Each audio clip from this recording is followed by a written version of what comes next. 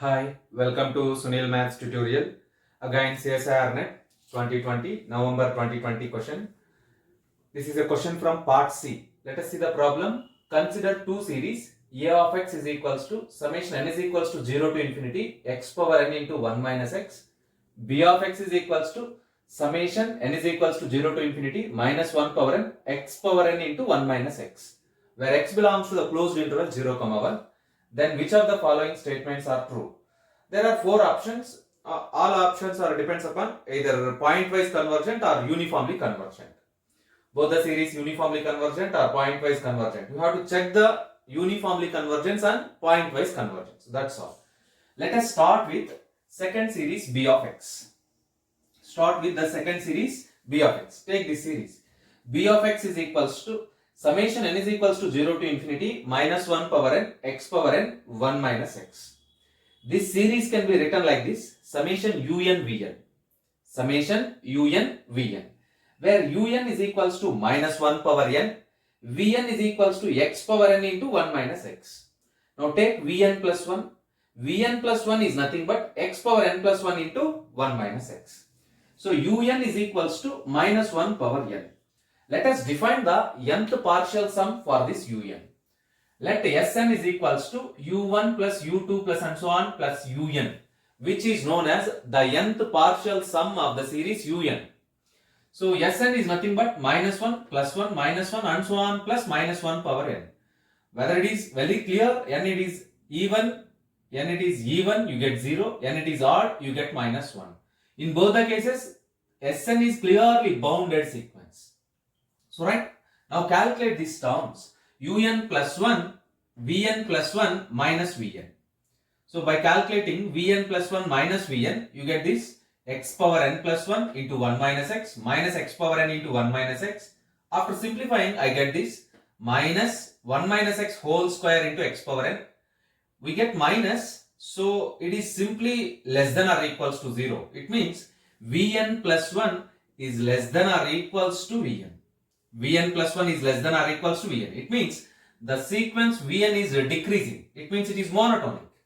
What is meant by monotonic? Either increasing or decreasing. Clearly here it is decreasing. Therefore Vn is in monotonic. Let us find the limit. Limit n tends to infinity Vn. Limit n tends to infinity x power n into 1 minus x. You observe that x belongs to closed interval 0, 1. Automatically this limit becomes 0. It means each Vn is continuous on closed interval 0, 1 and the sequence Vn converges to 0. Each Vn is a continuous function because it is a polynomial in the variable x. So it is continuous as well as it is converges to 0. Now we apply the Dini's theorem. It is a Vn is a decreasing sequence. Vn is a decreasing sequence and each Vn is continuous and also converges to a continuous function. Because constant function is continuous. So converges to a continuous function. Now applying the Dini's theorem. The sequence Vn is decreasing and each Vn is continuous and it converges to, the sequence Vn converges to again a continuous function. It converges to 0. 0 is a constant. Clearly it is a continuous function. By applying Dini's theorem we get Vn is uniformly convergent on closed interval 0, 1. Vn is uniformly convergent on closed interval 0, 1.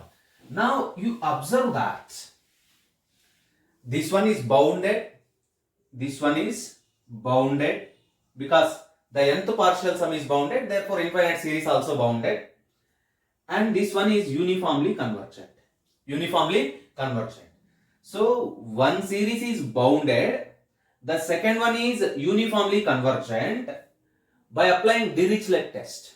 By applying uniformly continuous. By applying Dirichlet test, we get B of x is uniformly convergent. Uniformly convergent on closed interval 0, 1.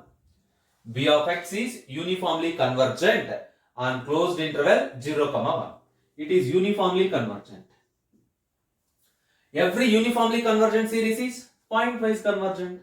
So the second series B of x is uniformly convergent as well as point-wise convergent. Now check the A of x. What is the series A of x?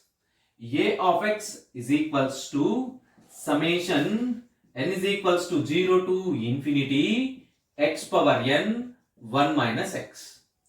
1 minus x. Now take Sn. Sn means nth partial sum. The sum of the first n terms. Sn means nth partial sum, the sum of the first n terms.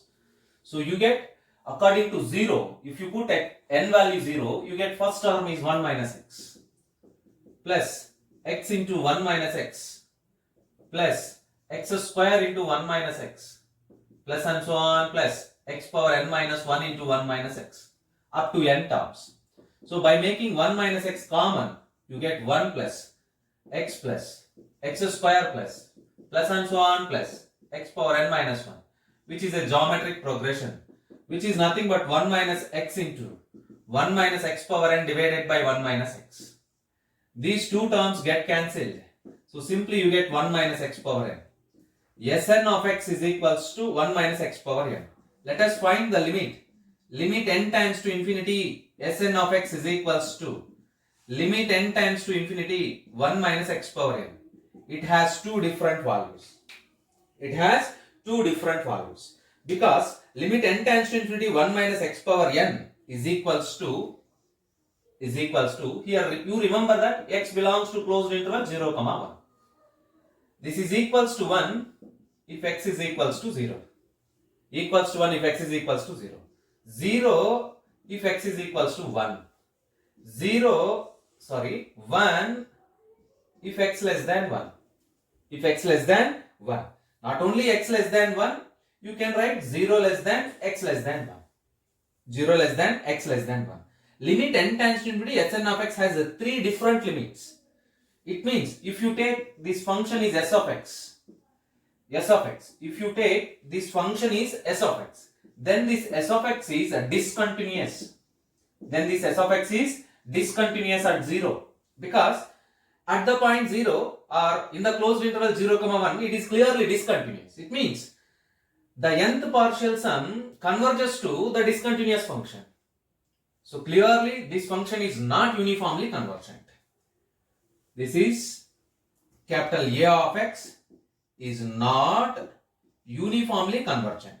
Is not uniformly convergent. Anyway, it converges to point wise. At 0 it converges to 1. At x is equals to 1 it converges to 0. At less than 1 it converges to 1. So it is point wise convergent. It is point wise convergent but not uniformly convergent. Now you observe that the first series A of x is not uniformly convergent but it is point wise convergent. It is point wise convergent. Now check the options. Both A of x and B of x converge point wise. Yes, B of x converge point wise, A of x converge point wise. Option A correct. Both A of x, B of x converge uniformly. No, A of x does not converge uniformly. Option B wrong. A of x converge uniformly. Option C wrong. B of x converge uniformly but A of x does not. Yes, option D also correct. Observe that.